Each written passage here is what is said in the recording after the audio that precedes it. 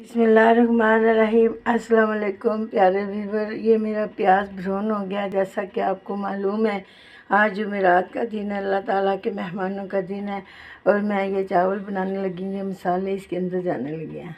बिस्मिल्लाहिर्रहमानिर्रहीम। मसाले भुज गए हैं तो अब ये टमाटर जाने लगे हैं। बिस्मिल्लाहिर्रहमानिर्रहीम।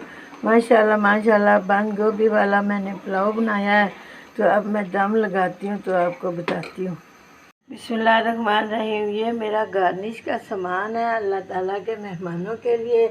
तो आज 5 अक्टूबर 2023 जुमेरात का दिन है और अल्लाह ताला के मेहमानों का दिन है, तो मेरे साथ रहिएगा। बिस्मिल्लाहिर्रहमानिर्रहीम। अब मैंने जी अल्लाह के मेहमानों के लिए दम लगा दिया है, तो आज मेरे साथ रहिएगा।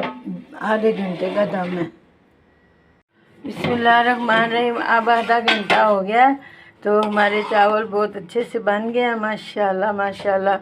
ये देखें जी माशाल्लाह। अब मैं डिश आउट करती हूँ।